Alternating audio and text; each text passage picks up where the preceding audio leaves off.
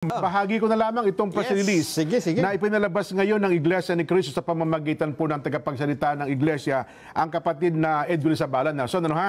Basahin ko na. Ito yung English kasi, pinatagalog ko na lamang sa ating mga staff para sa kabatiran po ng higit na nakararami. Ano ha? Nung si BBM na, ay taon-taon, dinadagdagan niya yung utang. Etong taon na ito, ang dagdag sa utang ay 2.7 trillion.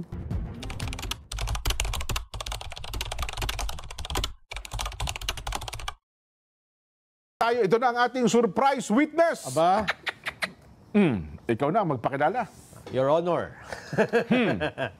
Ito po, yung ating surprise guest today, isa pong lawyer, public servant at politician. Kinilala po sa kanyang napakatapang na paninindigan. At higit sa lahat, importante, dapat hindi lang yung katapangan na nakikita natin, kundi yung kanyang malasakit sa mabuting pamamahala. Good governance. Yan. Siya po ay natapos ng master's degree in public administration. Walang-wala, dyan lang naman sa Harvard University's Kennedy School of Government bilang Edward S. Mason Fellow at Class Marshal. Isa rin po siyang graduate ng Economics sa UP Diliman. Aba. Nagtapos ng abogasya sa UP College of Law, kung siya po ay kabilang sa top 10 ng klase. Hindi lang yun, tumanggap din ng Dean's Medal for Academic Excellence. Kaya yung iba na ngayon na nakakakita sa kanya, hindi siya kilala, akala ay ganun-ganun lang. No? Iba po yan. Siya kayo nagkamali. Dahil siya ay bago italaga bilang commissioner ng Commission on Elections, COMELEC. Ibig sabihin sa mga isyong pang-eleksyon, mahusay din po ito. Noong Pebrero 2015, bago siya mapunta ng COMELEC, naging commissioner din ng Commission on Audit. Ako, kompleto si Ricardo's pala. Kaya kung pag-uusapan natin, anomalya, irregularidad, implementation ng project at pag-audit niyan, ang atin pong surprise witness ngayon, masasabi natin credible. At hindi natin matatawaran. Live po dito sa studio, kasama natin, Attorney Rowena Guanzon. Attorney, magandang hapon po.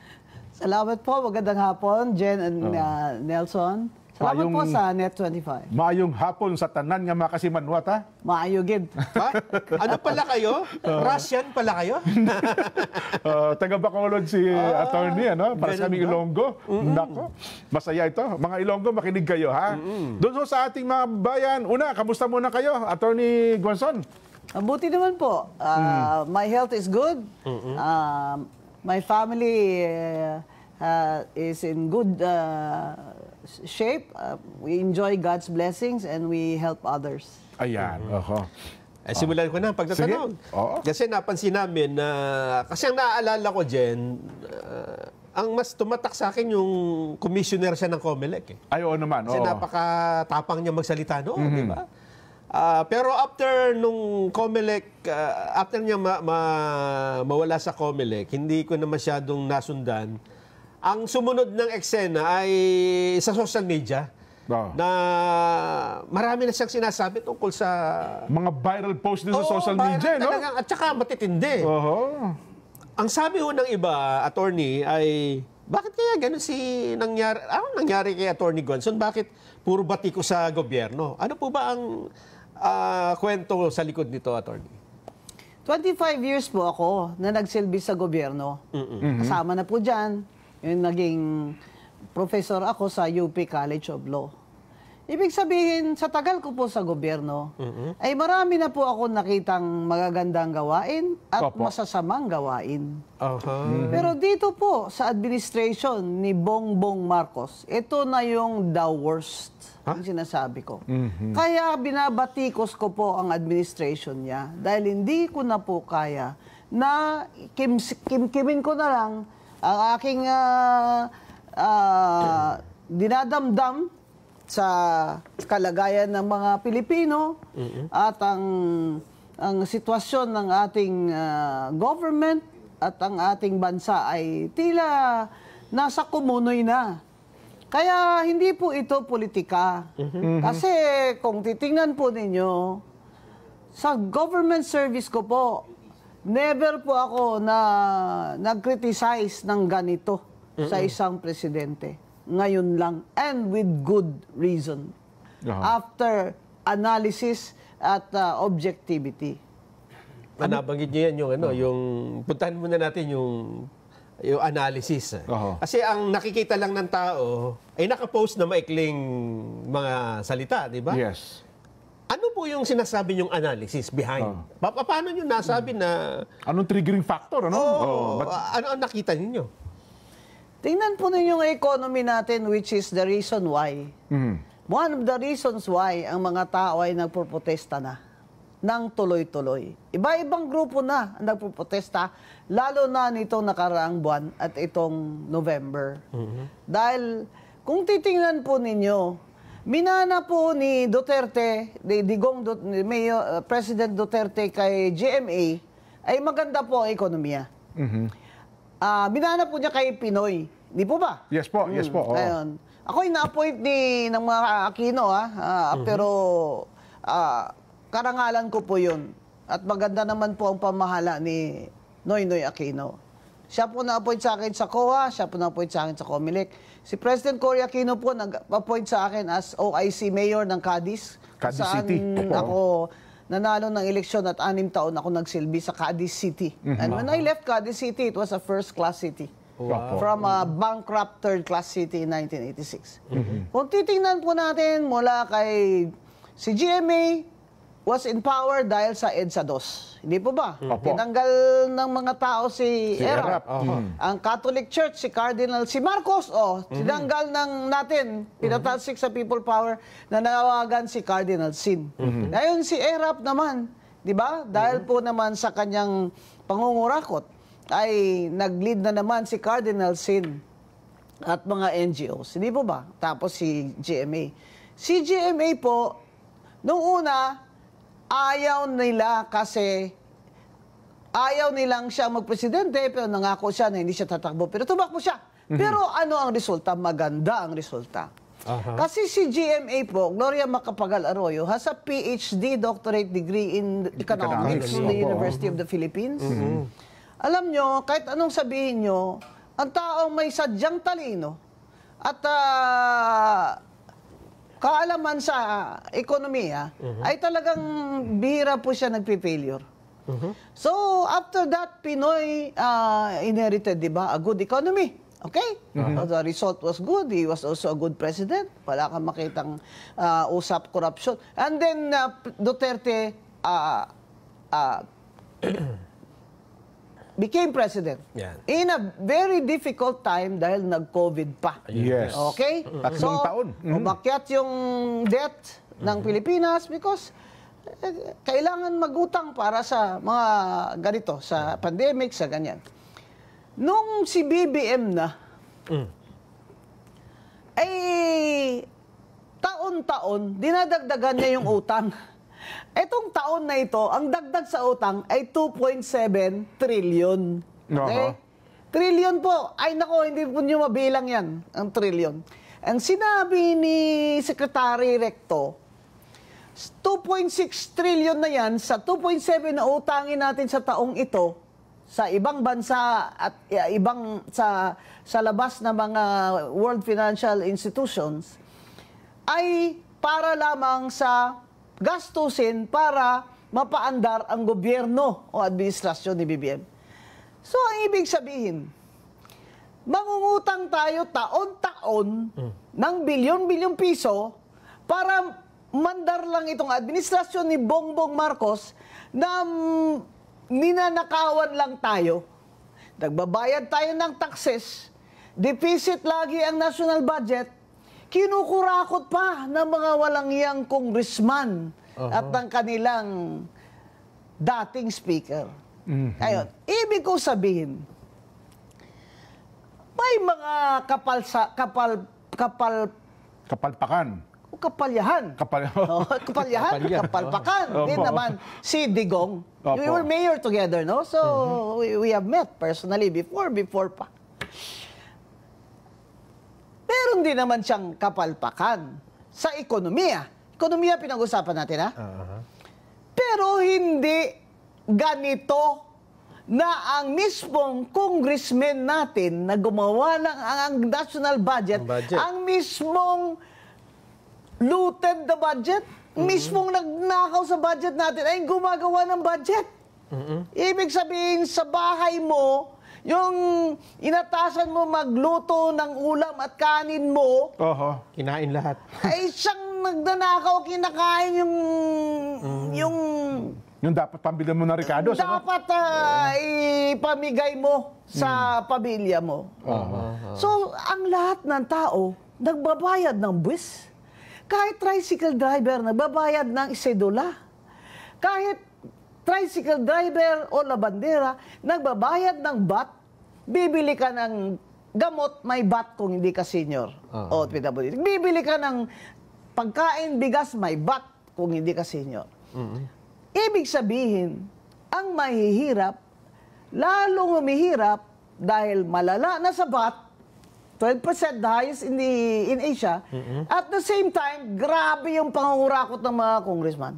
Ibig sabihin, ang gobyernong nangungutang ng 2.7 trillion taon-taon o sa taong ito is operating on a deficit habang ang mga congressman gagawa ng budget na deficit na, nanakawan pa nila ang mga... Ayan ang problema. sinabi ni BBM kanina, mga walang hiya daw sila. Ikaw ang dapat mahiya, BBM. Under your administration, ganito na inabot natin. Yung sabi ni Frank Drilon, why have we come to this? Kasi si Frank Drilon, noon pa yan, 1986, nasa politika na yan. Di ba? Matino, matuwid na tao yan. Kilala ko yan personal. How did we come to this? Kasi dati, bago kay BBM, ang mga congressman ng ganyan, nagnanakaw din yan sila, may SOP din yan sila, pero may konting takot sila at hiya. Pero dito sa administration ni BBM, dahil pinsan niya ang speaker, sila na lahat naglagay ng mga tao dyan sa DPWH, sa Customs, di ba? Sa Malacanang, lahat yan ay kayang-kaya nilang magnakaw ng ganito katindi. Kaya wala silang konsensya para sa taong bayan at sa Pilipinas. Ang tingin naman sa atin ngayon ng ibang bansa, hindi lang naman tayo mahirap, pero pinakakurap na bansa. Nakakalungkot sa buong Asya, kung hindi man sa buong mundo. Ekonomiya, pinag-uusapan natin. Pasensya na kayo. Talagang kailangan lumabas na ito sa dibdib ko. Dahil kung hindi, ay baka naman po ako'y magkakasakit. Ganun pa. Dito nyo binulula sa aming programa. Isa po sa lagi ko nakikita at napapansin ko rin, Nelson, ang malimit nyo po binabati ko sa Atty. Guanzon, yung mga opisyal na inilalagay pa po yung kanilang mukha sa mga relief goods. Binakita akong kape. Si Frasco. Sa Cebu. Pero alam niyo po, hindi pa rin ito nawawala hanggang sa ngayon. Bakit po ba sa tingin ninyo hanggang ngayon ay hindi pa rin po nawawala yung tinatawag na EPAL? Attorney? Kasi po yung patronage yan ang problema. Talagang yung patronage sa sistema at kultura, ayon mga politiko na umangat ang buhay ng tao, na kukunti na mahirap. Ngayon, 50% ng Pilipino ay gutom, ayon sa Pulse Asia survey. Tama. That's almost 60 million nagugutom. Pag gutom ang tao, pigado, pobre ang tao, mas madali silang bilhin bawat eleksyon. Mas konti lang bigay ay halos sa halikan na yung mga kamay ng mga politiko. Pero tingnan nyo yung ginawa ng mga tao sa Cebu kay BBM. I-replay nyo. Tingnan yung tingin sa kanya ng mga tao doon. Puwira gaba lang. Wala talagang nag-extend ng kamay sa kanya. Wala man lang nagsigaw-sigaw na, Mr. President, salamat, dagang salamat. Pero buyag ang mga tao, yung galit kay BBM, nakikita talaga sa mukha nila. Sana mapukaw na ang mga pobre ba, na wag na kayong pa-vote buying sa 2028. Kung magbigay sila ng pera, tanggapin nyo na lang. Hindi naman nila alam kung anong nilagay mo dyan sa baluta mo. Itong mga congressman na ito, itong mga pasimuno ito Tayo lahat. Sana lahat yung 10% lang yata matitino sa inyo, baka 5% lang eh. Sana yung 95% sa inyo, sana matalo kayo lahat sa 2028. Tingnan yung nangyari sa atin. Oh. Malala pa tayo sa Vietnam? Ha? Na dati ay, sikat-sikat tayo ah. Malala na tayo sa Thailand. Abay, dati gagawa na sana tayo ng aeroplano eh. Di ba? Yung RISE sa IRRI, sa UP de Los Baños, nauna pa tayo dyan eh. Di ba? Ngayon, nag-i-import na tayo sa Thailand. Sa tourism, kulelat. Last tayo.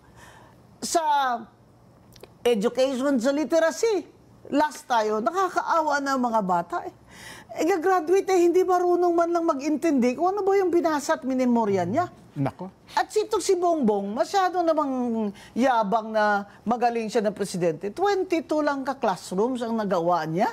Nako. Sa isang taon, ano ka ba? Kung gising ka sana, hindi ka sana laging tulog dyan, Mr. President, nalaman mo na yan sa first month, di ba, sa inventory mo ng performance at targets. Ano nangyari sa Philippine Development Plan ng NEDA? Yan ang dapat batayan sa administrasyon ni Marcos na wala tayong sasabing, walang bayad ng politika. O sige, NEDA, ilabas mo sa amin ang iyong analysis at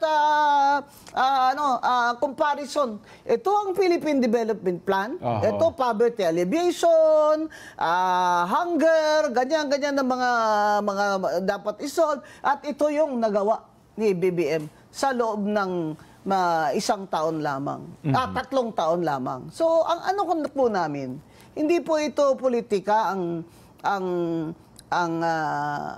banat ko sa kanya ba?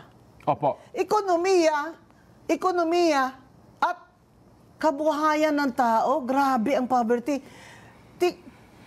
Yung foreign direct investments, bumagsak 40.5% this year. Ano ibig sabihin yan?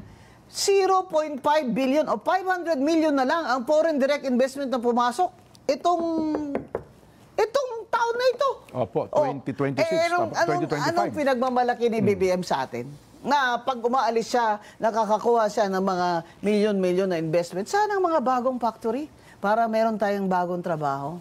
Sana po ang mga investment. Wala.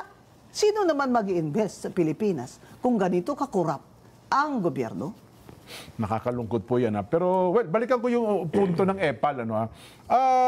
Ito ba talaga nakakatulong para suportahan ng mga politiko ang isang tao? Sabi nyo nga, dinidikit ng kanilang mukha kung saan-saan. Ba't masyado, kasi sa tingin nila, parang masyado malakas ang loob na gawin ito ng mga politiko na umepal. Kasi, ang tanong... Walang batas. Walang batas. Pero total, nakakatulong ba ito para iboto sila ng tao, attorney? Oo naman. Kasi kung ang mga pobre, na-brainwash na nila na ganyan talaga. Opo. Day in, day out. Pag may calamity, bigyan mo ng bigas, ganyan-ganyan, lagyan mo ng ano. Pero, dahil nangangailangan ng tao, ang walang batas eh. Yung anti-EPAL. Anti-EPAL law. Walang batas. So, sana, ito lang yung ano ko, sana sa COA, yung panawagan ko. Example, sa COA, may regulation Opo. na bawal na mga pangalan ng mga congressman at mga politiko doon sa mga billboard. Andyan pa rin. Dapat may ganon din silang regulation na pag namimigay ka ng mga kung ano-anong goods and services, na ginamit mo yung government money or funds from your office, bawal din yung EPAL. Bawal din maglagay ka ng sticker mo dyan. Congressman Frasco, mura magkinsa kang bapuha ba? Tayo ka ng sticker ni mo, mura wapo mong kay kadiaway. Sus ka.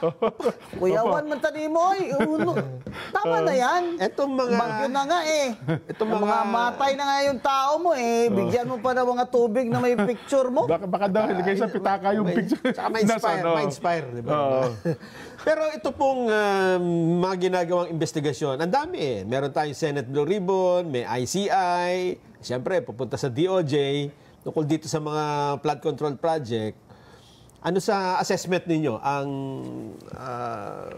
resulta nito? Problema sa ICI, wala siyang ngipin. It cannot even subpoena. No power of subpoena. Kaya tinan mo, invitation. We are inviting former Speaker Martin Romualdez. Abay, Sino ba yan? Your Royal Highness? Yung treatment sa kanya. Tapos sasabihin niya, I ask for postponement. Postpone naman. Ano bang nangyari? Sabi, may sakit daw siya. Gusto niya pumuntang abroad. Laki-laki, lusog-lusog ng katawan mo. Bigla ka na lang mag-abroad. Ito na naman mga ito. Lahat ng may sakit pag nagsisigaw ng tao na ikulong kayo.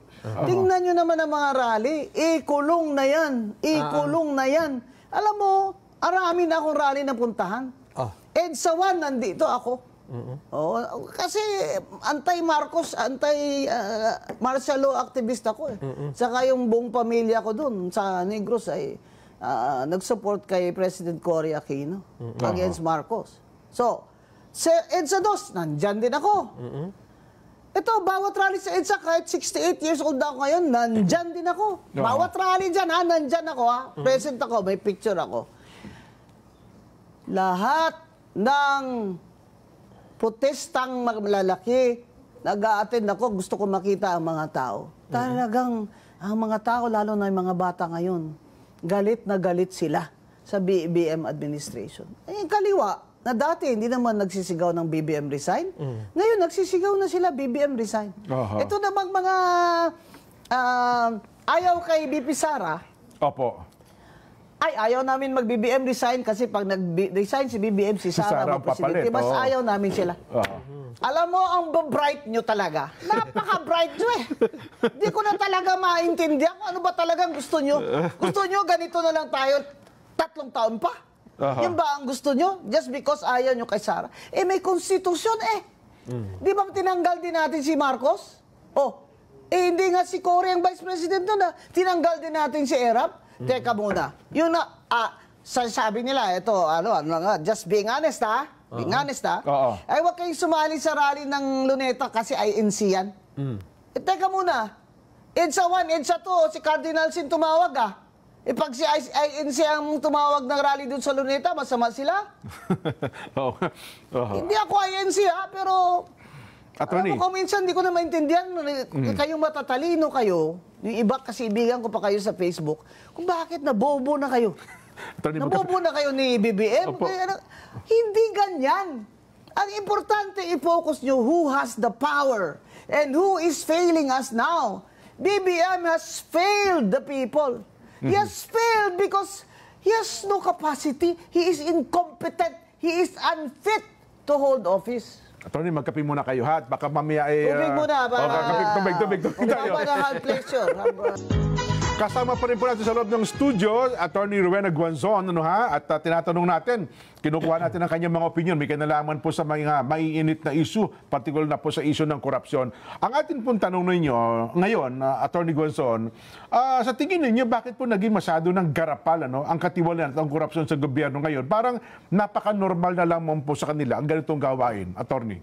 Doon pa pong kampanya, sinabi ko na na pag naupo yan si Bongbong Marcos, kronismo na naman ang paiiralin niya. Kita nyo, wala pa nga ilang buwan, may smuggling na.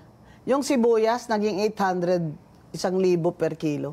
Saan ka makakita ng gobyerno na wala pa nga 3 buwan ganun na nangyari, may mga smuggling na. And who was the Secretary of Agriculture? Bongbong Marcos. Now, why in the world, there's nobody, no president in the world na gusto maging Secretary of Agriculture, siya lang? Bakit? Because all of these commodities that you can import and you can smuggle are all under the jurisdiction of the Department of Agriculture. Bakit ngayon grabe na? Grabe na parang wala nang hiya-hiya talaga.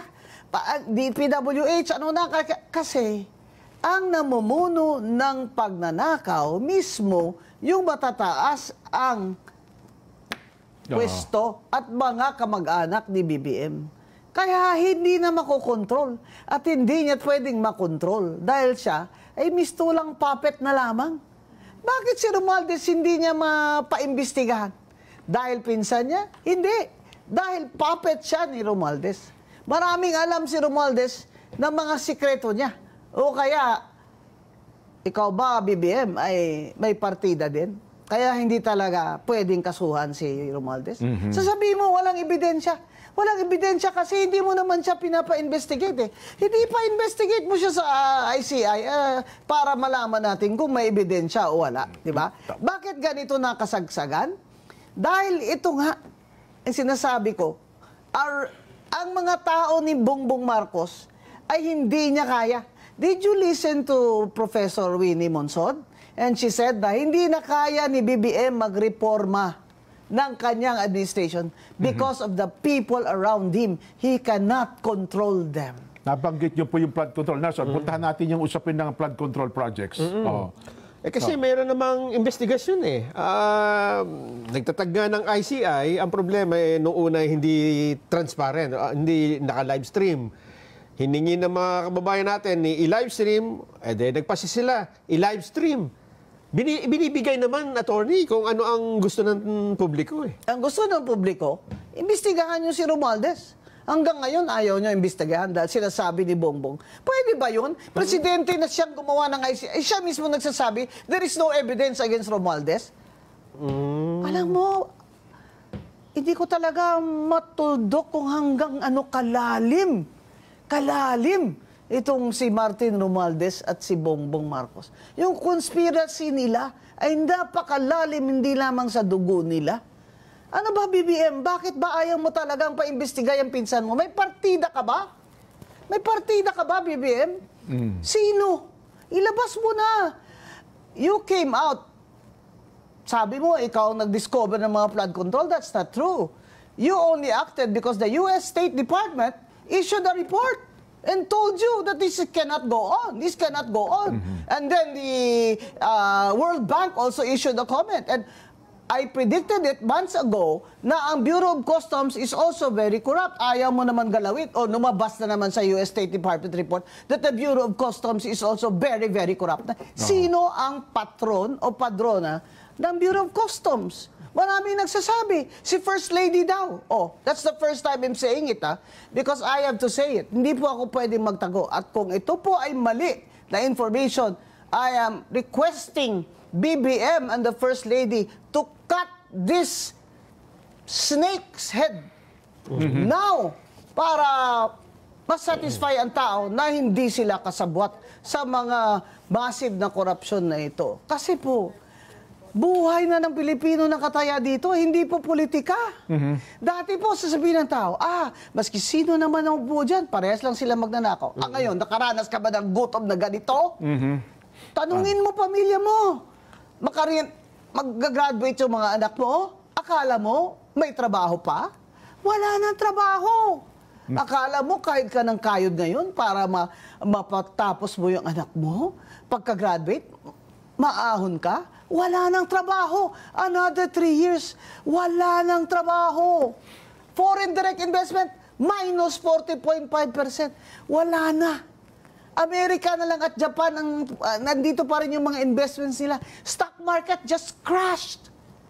Ilang taon na ako, mula bago abogado ko, bumibili ng stocks, ipon. Ngayon lang ako nakakita at nakaramdam ng lugi na ganito. Less than 6,000 points. Ang bagsak ng stock market. Sino ang mag-i-invest sa Pilipinas kung ganito? Ang korupsyon ng BBM administration, ito ang sanhi lahat ng kahirapan nating mga Pilipino. Attorney, dito po sa sasagawang rally ng Rally for Transparency and for Better Democracy ng Iglesia ni Cristo, sa tingin po ninyo, ito ba'y makatutulong? Talagang makakatulong po. Kasi yung sinasabi ko nga, wag na po tayong titingin lang tayo at sasabihin lang natin na pare-pareho lang yan sila lahat. Hindi po, matindi po itong dinadanas nating kahirapan ngayon ninyo. Kasi sabihin nyo na naman na okay lang ako magsalita kasi I don't go hungry. I feel this way for you because I see it, di ba? Kami nga itong hindi nagugutom, araw-araw may kinakain kami, nararamdaman namin yung gastos sa grocery, ang mahal ng mga bilihin, ang mahal ng gasolina, akyat na naman, kayo pa kaya Kaya hinihikayat ko tayo na mag-livestream man lang kayo na protesta. Kung ayaw nyong makaalis, wala kayong pamasahe. Saan kayo malapit? Pumunta kayo doon sa Luneta. Malapit, punta kayo doon, 16, 17, 18. Sa EDSA, kung malapit kayo doon. O kung kaliwa kayo, sige, doon kayo sa kaliwa, sa Mindiola kayo. Bahala na kayo kung kakamping kayo, kahit anong kulay nyo. O wala kayong kulay. Tumayo na kayo para sa bayan nyo. Dahil wala ng panahon. Wala ng panahon. Kailangan alam ng buong mundo at ni BBM at ng First Lady na ayaw na natin ng ganitong sitwasyon at kahirapan ng ating bansa dahil sa korupsyon. Kailangan po talaga iparinig natin sila, sa kanila. Kasi parang si BBM, hindi niya na-feel Pansin nyo, parang kakaway-kaway po siya sa Cebu ba? Parang, ano ba ini-expect mo? At, mamahalin ka ng tao, yayakapin ka, ay, BBM, we love you. Tingnan mo nangyari sa'yo sa Cebu. Parang ang tingin ng tao sa'yo, nakakadiri ka. Punta-punta ka pa dito. Bahaan na kami, nangamatay na kami dito. Padalan mo lang kami dito ng 5,000 pang tayo ng bahay namin. Alam mo, kami mga Bisaya ba? Opo. We are sick and tired of being treated like we are poor, we are second-class, third-class citizens of this country. Dinagdagan mo pa. Attorney. BBM, talaga, kung babawi ako sa sunod na eleksyon, mga Bisaya dyan, kakampanyahan ko talaga against your candidate. Attorney, kahit na kayo ay hindi kaanib sa Iglesia ni Cristo, ano po masasabi niyo sa pinapakitang pagkakaisa ng Iglesia ni Cristo sa lahat po ng pagkakataon? Yun po nagsasabi na politika lang ito, ay hindi po kayo nag-aaral ng Biblia. Ako po, kahit di ako iglesia, sa Biblia po ako lumaki, tatay ko protestante. At napakatalino, summa cum laude. First, summa cum laude of Silliman University, war hero. Nag-aaral kami ng Biblia. Bible 1, 2, 3, 4, high school pa lang ako, sa bahay, Biblia. Nagpipray ako before meets. Akala nyo, ganito katapang, di ako nagpipray. Nagpipray po ako bago ako kumain. Opo. Abay, ang iglesia, itong rally na ito, ay may basis po ito sa Biblia. Binasa ko po Kasi sabi ko, kung doon ako sasali kayo sa Luneta, ano kayang nito, ng Christian teaching na basis ng iglesia? Habakuk. Kayo, hindi ba nagbabasa ng Biblia na magbasa na kayo? Alam niyo pala yung aklat ng Habakuk, Attorney. Oo, binasa ko lang naman yung English kasi ang Tagalog naman itong Biblia ng Iglesia. Opo. At ang Biblia ng Iglesia, at nakita ko, ay batay sa translation ng Catholic Church at ng Protestante.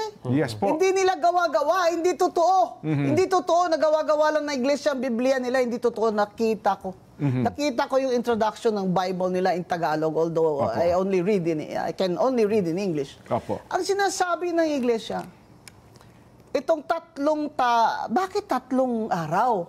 Di ba? Opo. Yung Catholic bishops nagtawag sa EDSA, 1 araw lang naman. Di ba? Ang tumindi lang ng ilang araw nung sa EDSA kami. Di ba? Oo. Ito, 3 araw sa Luneta. Yun pong sa EDSA, hindi po sa iglesia yun na led na rally. Pero may mga iglesia din po na dadalo doon at open po yun to all, itong dalawa, Luneta at iglesia. Bakit po 3 araw? Kasi po sa 1 araw lang, hindi sila natitinag. Ang kakapal. Kaya po 3 araw para talagang makita sa world news na, uy, 3 araw, tigkakalahating milyon, kaya. Mga tao galit na talaga. Because the last rally of the Iglesia in Luneta, 1.6 or 1.7 million yun. Napuno yun hanggang halos sa TM Calaw, puno yun. In 3 days. Kaya ng Iglesia ni Cristo, the faithful, can do that for 3 days. Pero sama po tayo. Open naman po ito sa lahat. Kasi lang po, ang location ay Luneta, kaya kung saan po kayo malapit, doon kayo. Malapit kayo sa EDSA, doon kayo. Kung kaliwa naman kayo at hindi kayo naniniwala sa Diyos, sige, doon kayo sa Mindiola. O, pwede po yun. Pero sumali po kayo. Yan po ang reason bakit 3 araw, para talaga pong matinag sila, ang gobyerno ni BBM, at makita po talaga sa world news na ang mga Pilipino ay nagpo-protest po, na si BBM ay hindi na. He is a failure. Kung ako teacher dito, hindi ka nga 70. Talagang failure ka eh. Ayon, attorney, sa isasagawa pong rally for transparency ng Iglesia ni Cristo, ano ang tingin ninyo na magiging impact nito sa mga kababayan natin at maging sa gobyerno po? Ang ating po mga kababayan, na kahit po hindi sila iglesia, ay maririnig nila ang ating mga sasabihin sa rally. Ang mga mensahe doon. Kasi sila din po, mga Katoliko sila, may sarili din silang rally. Alam naman nila na katotohanan nito ang basihan ng ating mga protesta. Kahit ano man ang relihiyon nyo. Hindi po ba? 2 EDSA na ang nag-lead ay Katoliko. Ito, last month ba yung rally na pinuntahan ko sa EDSA na Catholic bishops din ang nagtawag noon. Pumunta rin ako doon. O ngayon, ano ang sabi nila kakaiba? Bakit po?